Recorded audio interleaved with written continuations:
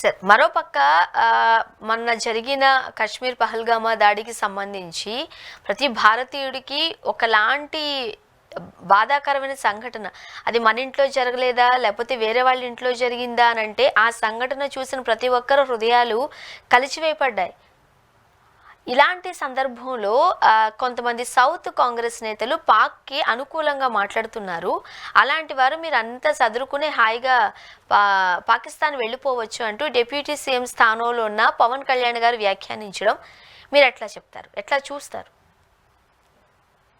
పవన్ కళ్యాణ్ గారు కాంగ్రెస్ గురించి కామెంట్ చేయడం అంటే ఇది చాలా హాస్యాస్పదంగా ఉంది. ఇది ఒక ఆయన అజ్ఞానానికి నిదర్శనంగా ఉంది. మొన్ననే ఇటీవలనే ఈరోజు 30, నిన్న పవన్ కళ్యాణ్ 29 మాట్లాడినారు. 28న రాజస్థాన్ జైపూర్లో సంవిధాన్ అభియాన్ కింద ఖర్గే గారు, మల్లికార్జున ఖర్గే గారు ఏం మాట్లాడారు అక్కడ ఆ పబ్లిక్ మీటింగ్ లో? ఎంత స్పష్టంగా అంటే దేశం తర్వాతే పార్టీలు మతాలు, దేశం కోసం అంతా ఏకమై నిలవాలి, దేశం కోసం కేంద్ర ప్రభుత్వం తీసుకునే నిర్ణయాల్ని అందరూ సమర్థించాలి. ఇది ఏఐసిసి అధ్యక్షులు మల్లికార్జున ఖర్గే గారు చెప్పినటువంటి పబ్లిక్ మీటింగ్ లో మాట్లాడిన మాట. అంతకుముందు రాహుల్ గాంధీ గారు ఏమంటున్నారు? కాంగ్రెస్ పార్టీ అగ్రనేత, ఉగ్రవాదాన్ని సమైక్యంగా ఎదుర్కోవాలి, కేంద్రం ఎటువంటి చర్యలు తీసుకున్నా మద్దతు ఇస్తాం, భారతీయులందరూ ఏకం కావాలి, సమాజాన్ని విడదీయడమే పహల్గాం దాడి ఉద్దేశం. ఇంత స్పష్టంగా ఏఐసిసి అధ్యక్షుడు మల్లికార్జున ఖర్గే గారు, రాహుల్ గాంధీ గారు చెప్పిన తర్వాత పవన్ కళ్యాణ్ గారు వచ్చేసి ఆ విధంగా మాట్లాడే అర్హత ఆయనకుందా? అయినా కాంగ్రెస్ ట్రాక్ రికార్డు ఇట్టాడు. కాంగ్రెస్ ట్రాక్ రికార్డు పాకిస్తాన్తో మొత్తం భారతదేశం 4 యుద్ధాలు చేస్తే 3 యుద్ధాలు కాంగ్రెస్ ప్రభుత్వం చేసింది. 1948లో మొదటి ప్రధాని పండిట్ జవహర్లాల్ నెహ్రూ గారి హయాంలో కాంగ్రెస్ నేతృత్వంలో భారత ప్రభుత్వము పాకిస్తాన్తో యుద్ధం చేసింది. అప్పటికి బీజేపీ పుట్టలే, జనసేన పుట్టలే, పవన్ కళ్యాణే పుట్టలే 1948కి. రెండవది మళ్ళా 1965లో లాల్ బహదూర్ శాస్త్రి గారు ప్రధానిగా ఉన్నప్పుడు కాంగ్రెస్ నేతృత్వంలోని భారత ప్రభుత్వం రెండవసారి మళ్ళా పాకిస్తాన్తో యుద్ధం చేసింది. అప్పటికి కూడా బీజేపీ పుట్టలే, జనసేన పుట్టలే, పవన్ కళ్యాణ్ పుట్టలే. మూడవది 1971 శ్రీమతి ఇందిరాగాంధీ గారు ప్రధానిగా కాంగ్రెస్ నేతృత్వం భారత ప్రభుత్వం పాకిస్తాన్తో యుద్ధం చేయడమే కాకుండా పాకిస్తాన్ బంగ్లాదేశ్ 2 ముక్కలు చేసి 90,000 మంది పాకిస్తాన్ సైనికులను వచ్చేసి బందీలుగా పట్టుకొని మళ్ళా మానవతా దృక్పథంతో వదిలిపెట్టినటువంటి చరిత్ర కలిగినటువంటిది కాంగ్రెస్ పార్టీ.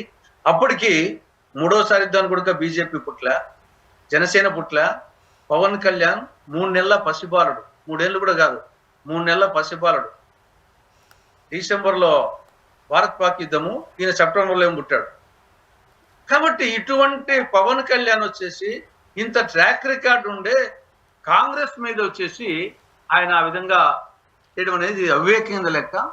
దట్టు కాంగ్రెస్ నాయకులు, అగ్రనాయకులు దేశ సమైక్యత కోసం, సమగ్రత కోసం, సార్వభౌమత్వం కోసం ఆత్మ బలిదానం చేసినటువంటి పార్టీ కాంగ్రెస్ పార్టీ.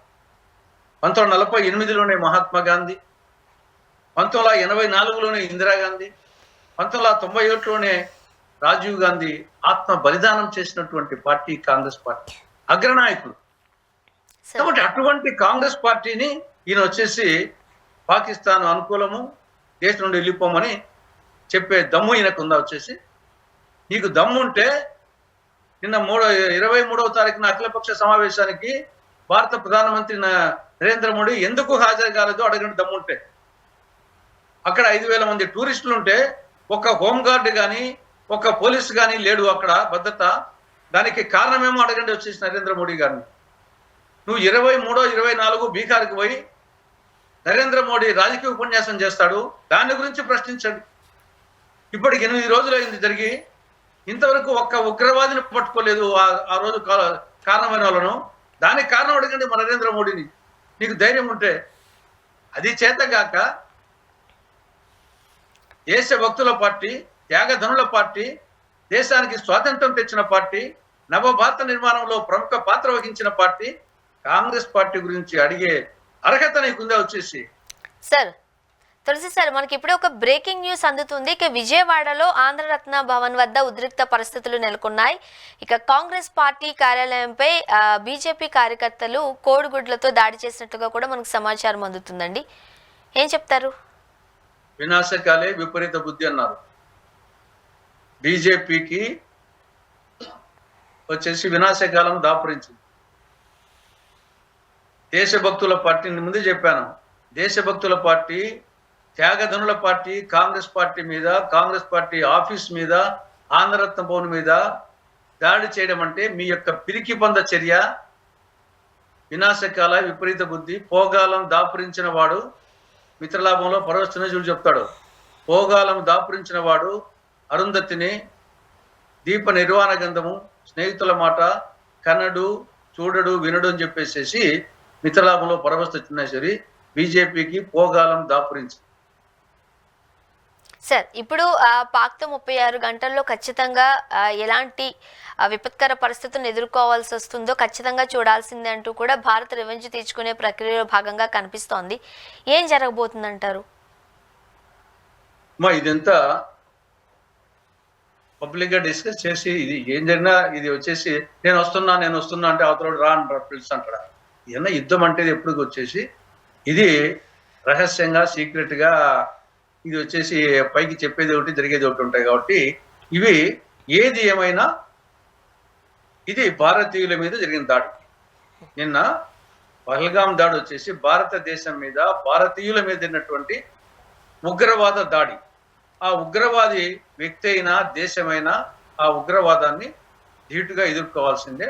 దానికి కాంగ్రెస్ పార్టీ రాహుల్ గాంధీ గారు చెప్పారు, ఖర్గే గారు చెప్పారు, మేము సంపూర్ణ మద్దతు ఇస్తాం, మీరు ఏ చర్యనా తీసుకోండి, భారతదేశ సమగ్రత, సమైక్యత, సార్వభౌమత్వం కాపాడేదానికి, ఉగ్రవాదుని కూకటి వెళ్తూ నిర్మూలించేదానికి మీరు ఏ చర్యనా తీసుకోండి, మేము వచ్చేసి హోల్ హార్టెడ్ గా మద్దతు ఇస్తామని చెప్పాం.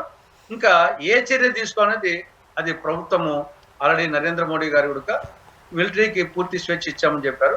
కాబట్టి వాళ్ళు ఏ విధంగా డెసిషన్ తీసుకున్నా కాంగ్రెస్ పార్టీ పూర్తి మద్దతు ఇస్తుంది. ఇది ఫలాని విధంగా అని చెప్పేసి ఓపెన్ గా యుద్ధం అనేది మన ఊళ్ళలో చూస్తున్నాం. ఈ ఊరు నుండి ఆ విధంగా పోయిపోయేటప్పుడు మేము వస్తామంటే వాళ్ళ అవతల చేతులు ముడుచుకొని ఉంటారా, వాళ్ళు రెడీ అవుతారు. ఏం జరుగుతుంది అప్పుడు? విపరీత స్థాయిలో మారణ హోమం జరుగుతుంది. కాబట్టి మనము ఉగ్రవాదాన్ని నిర్మూలించాలా, ఉగ్రవాదాన్ని ప్రేరేపించే శక్తులను అరికట్టాలా, దానికి ఒక సమగ్ర వ్యూహంతో పోవాలి. ఆ సమగ్ర వ్యూహం అనేది ఏ విధంగా తీసుకుంటారో అది కేంద్ర ప్రభుత్వానికి, మిలిటరీకి వదిలిపెట్టారు.